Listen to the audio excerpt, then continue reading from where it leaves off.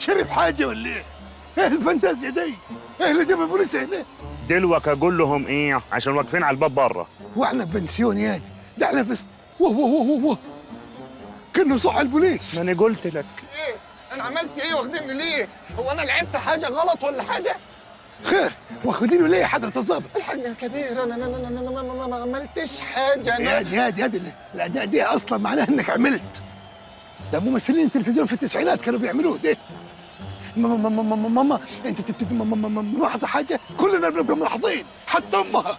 انا ليه ما بقاش ملاحظ؟ عشان انت نفسك قطيه.